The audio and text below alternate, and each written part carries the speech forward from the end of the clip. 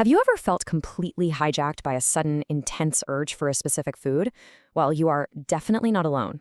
And more importantly, it is not just a lack of willpower. Welcome to This Explainer.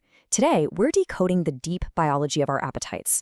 We're going to explore the cutting-edge science behind why we eat, exactly how our brains are wired for reward, and how we can finally reclaim control over our health and focus. It's a pretty provocative question, isn't it? Why do we eat when we aren't actually hungry? For thousands of years, seeking out calorie-dense food was a brilliant evolutionary survival mechanism. Our ancestors literally needed that biological drive to survive famines and endure harsh environments. But today, that exact same neural wiring has been totally hijacked by a hyper-palatable world. We're constantly surrounded by highly processed foods, engineered specifically to target our brain's reward centers. It creates this massive contradiction between our ancient biology and our modern environment, and it deeply affects everything from our cognitive performance to our sleep architecture and daily energy. Okay, let's dive into this. Here is our roadmap for today. We'll start by exploring the two distinct phases of hunger, travel inside the gut-brain axis, and uncover the neuroscience of food cravings. Then, we'll shift into some really practical clinical interventions, identifying triggers with the HALT method, and finally, mastering the art of urge surfing. Let's get started. Section 1. The two faces of hunger. For the longest time, science really relied on a primitive, mechanical model of eating. Your stomach is empty, it physically contracts, and boom, you feel hungry. But today, we've experienced a massive paradigm shift toward a highly integrated neuroendocrine model. It is not just about the stomach anymore. It's a complex conversation happening across your entire nervous and hormonal system. On one side of this conversation, we have homeostatic hunger. This is your ancestral impulse. It's survival-driven, triggered by acute energy deprivation to protect your metabolic equilibrium. On the flip side, we have hedonic hunger. This is reward-seeking. It's a cognitive and emotional drive to consume highly palatable food. And crucially, it occurs in the absolute absence of a caloric deficit. It is literally the desire for pleasure overriding our biological fullness. Understanding this distinction is absolutely crucial for optimizing our health as we age. Moving on to Section 2, inside the gut-brain axis. To really grasp how the body communicates these two states of hunger, it might actually surprise you to learn that your gastrointestinal tract isn't just a digestive tube. It's actually one of the largest endocrine organs in the human body, constantly secreting hormones that shape our mood, our cognitive performance, and our appetite. At the dead center of this vast communication network is the hypothalamus. It's incredibly tiny, a pea-sized control center making up less than 1% of your brain's weight, yet it acts as the master regulator, kind of like a biological lipostat. It constantly receives signals from your gut, your fat tissue, and your nervous system, furiously balancing your food intake against your energy expenditure. It regulates hunger, sure, but also stress, pleasure, and pain. Now, what's really interesting here is looking at the delicate seesaw of our hormones in action. We've got ghrelin, which originates in the stomach and acts as an arxigenic, meaning it stimulates hunger. It crosses the blood-brain barrier to tell your hypothalamus, hey, it's time to eat. Then, to counterbalance that, we have leptin coming from our fat tissue and GLP-1 from our intestines. Both of these act to signal satiety and bring the meal to an end. In a healthy system, this is a beautiful rhythmic dance. But when we throw in chronic stress, significant sleep debt, or highly processed diets, this precise biological seesaw just breaks. Disrupted circadian rhythms cause ghrelin to spike while leptin plummets, and that paves the way for intense, relentless cravings. Which brings us to Section 3, the neuroscience of food cravings. So what actually happens in the brain when our delicate hormonal equilibrium gets shattered by modern lifestyle factors? Well, when we experience a craving, we are looking directly at the mesolimbic dopamine pathway. This is the brain's reward network.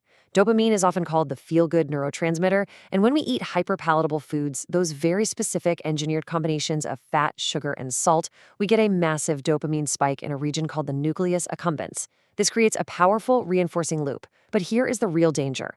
Over time, chronic overstimulation causes the brain to adapt. You develop a tolerance. That means you require more and more of that ultra-processed food to achieve the exact same level of satisfaction. This absolutely wrecks our ability to maintain deep work, cognitive endurance, and emotional resilience, because our attention networks become totally fragmented as the brain continuously seeks out its next dopamine hit. To understand just how serious this neurobiological hijacking can be, researchers rely on the Yale Food Addiction Scale to measure these behaviors. And get this, the scale is actually based on the exact same DSM-5 criteria used for substance dependence. The overlap between food cravings and chemical addictions on a neurobiological level is staggering. The most common symptom isn't even just overeating, it's a persistent, unsuccessful desire to cut down. Incredibly, this addictive-like eating pattern toward highly processed, calorie-dense foods is found in nearly 20% of study populations. It proves just how powerfully our modern food environment manipulates our ancient biology. Let's pivot to some practical solutions in Section 4, identifying triggers with the HALT method. So, we understand the profound biological and neurological mechanisms at play. How do we actually fight back? Enter the HALT method. This is a brilliant foundational psychological framework. It was originally used in addiction recovery, but it's incredibly powerful for intuitive eating and micromental health. HALT stands for hungry, angry, lonely, and tired. These 4 primal states drastically alter our brain chemistry and lower our executive function. Just think about the interconnected systems for a second. If your circadian rhythm is disrupted and you're tired, your ghrelin spikes and your willpower plummets. If you're angry or stressed, cortisol floods your system, prompting a demand for comforting carbohydrates to temporarily boost dopamine. By simply pausing and asking yourself which of these 4 states you are actually experiencing, you can address the root cause rather than self-medicating with food. And this brilliantly illustrates another highly practical tool from the research, the water test. When an urge hits, drink a full glass of water, wait 10 to 15 minutes, and then reassess your hunger. If the feeling subsides, your brain was likely just confusing dehydration with true homeostatic hunger. It is such a simple, actionable pause, but it creates a powerful buffer between the stimulus and your response, allowing your higher executive functions to finally step in. Finally, Section 5. Riding the wave with urge surfing. This brings us to the ultimate behavioral intervention. It was originally developed by Dr. Alan Marlatt for addiction research, and it's now a cornerstone in managing hedonic eating. I really want you to absorb this quote. Suppressing a thought, feeling, or sensation ultimately increases it. Cravings are incredibly counterintuitive. When we try to white-knuckle our way through an urge, forcefully fighting or suppressing it, we usually just give it more energy. It becomes a massive cognitive burden that drains our mental stamina. We need a different approach entirely. So the crucial point to understand is that urges are exactly like ocean waves. They start small, they crest, they break, and they naturally recede. Scientifically speaking, urges rarely last longer than 30 minutes if you do not feed them with rumination or justification. The goal isn't to build an impossible brick wall against the wave. The goal is to learn how to skillfully surf it. Here is the clinical protocol for urge surfing. Step 1, acknowledge and name the urge without any judgment. Just notice it. Step 2, somatic mapping, which means turning your attention inward to your physical body. Step 3 is mindful breathing, using your steady breath as your mental surfboard to keep you grounded. And step 4, ride the wave through somatic tracking, just observing the craving as it rises and falls away. This mindful detachment prevents an impulsive reaction and really builds long-term behavioral resilience. Let's look a little closer at that somatic mapping step, because this is where the magic of neuroplasticity really happens. Instead of panicking, you become a curious scientist of your own body. You ask yourself, where exactly is the sensation located? Does it feel tight or loose? Is there a temperature, hot or cold? Are the boundaries firm like a football or soft like a cotton ball? By breaking the craving down into objective, physical data points, you completely strip away its emotional power over you. You're no longer consumed by the urge. You are simply observing it as a temporary physical phenomenon. Look, life is going to continually present us with moments of discomfort, stress, and overwhelming cravings. It's just a reality of having ancient neurobiology living in a modern, hyperpalatable world.